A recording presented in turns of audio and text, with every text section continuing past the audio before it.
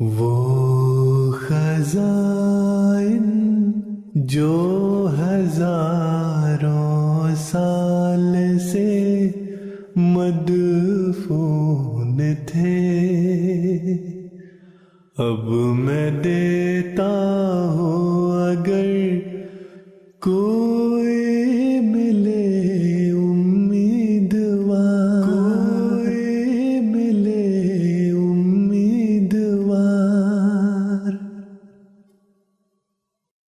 اعوذ باللہ من الشیطان الرجیم، بسم اللہ الرحمن الرحیم۔ ملفوظات سیدنا حضرت اقدس مسیح موعود علیہ الصلوۃ والسلام۔ مامورین کی تمجید اور مدح و ثناء کی حقیقت۔ اس تعلق سے حضور علیہ الصلوۃ والسلام فرماتے ہیں، دنیا میں دو قسم کے لوگ ہوتے ہیں، ایک تو وہ جو خواہ مخواہ بلا کسی قسم کے استحقاق کے اپنے تئیں محامد، مناقب اور صفات محمودہ سے موصوف کرنا چاہتے ہیں، گویا وہ یہ چاہتے ہیں کہ خدا تعالیٰ کی کبریائی کی چادر آپ اوڑھ لیں۔ ایسے لوگ لعنتی ہوتے ہیں۔ دوسری قسم کے وہ لوگ ہوتے ہیں جو طبعاً ہر قسم کی مدح و ثناء اور منقبت سے نفرت اور کراہت کرتے ہیں، اور اگر وہ اپنے اختیار پر چھوڑ دیے جاویں تو دل سے پسند کرتے ہیں کہ گوشہ گمنامی میں زندگی گزار دیں، اور اگر وہ اپنے اختیار پر چھوڑ دیے جاویں تو دل سے پسند کرتے ہیں کہ گوشہ گمنامی میں زندگی گزار دیں، مگر خدا تعالیٰ اپنے مصالح اور باریک حکمتوں کی بنا پر ان کی تعریف اور تمجید کرتا ہے، اور در حقیقت ہونا بھی اسی طرح چاہیے، کیونکہ جن لوگوں کو وہ معمور کر کے بھیجتا ہے ان کی معموریت سے اس کا منشا یہ ہوتا ہے کہ اس کی حمد و ثناء اور جلال دنیا میں ظاہر ہو۔ اگر ان معموروں کی نسبت وہ یہ کہے کہ فلاں معمور جسے میں نے مبعوث کیا ہے ایسا نکما، بزدل، نالائق، کمینہ،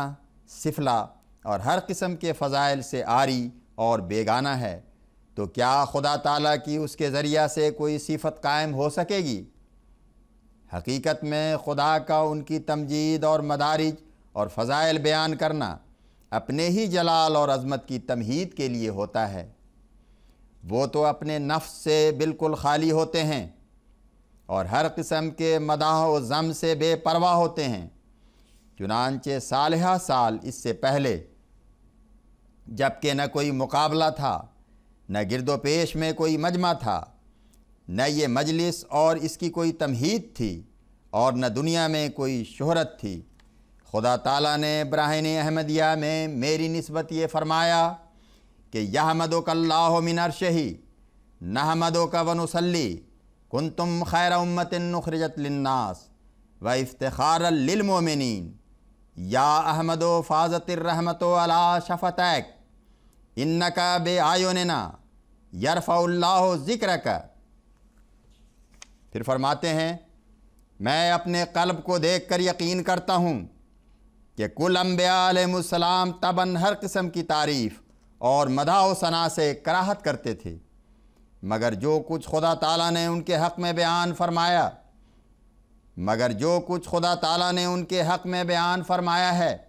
اپنے مصالح کی بنا پر فرمایا ہے، اور میں خدا تعالیٰ کی قسم کھا کر کہتا ہوں کہ یہ الفاظ میرے الفاظ نہیں، خدا تعالیٰ کے الفاظ ہیں، اور یہ اس لیے کہ خدا تعالیٰ کی عزت اور جلال اور محمد رسول اللہ صلی اللہ علیہ وسلم کی عزت اور عظمت اور جلال خاک میں ملا دیا گیا ہے، اور حضرت عیسیٰ اور حضرت حسین کے حق میں ایسا غلو اور اطراء کیا گیا کہ اس سے خدا کا عرش کانپتا ہے۔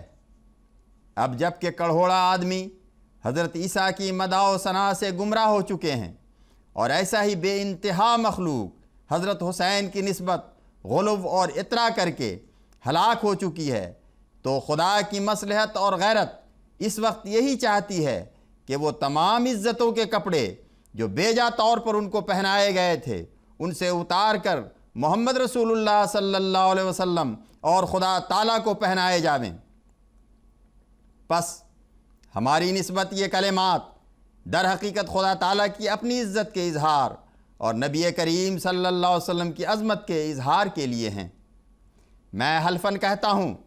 کہ میرے دل میں اصلی اور حقیقی جوش یہی ہے کہ تمام محامد اور مناقب اور تمام صفات جمیلہ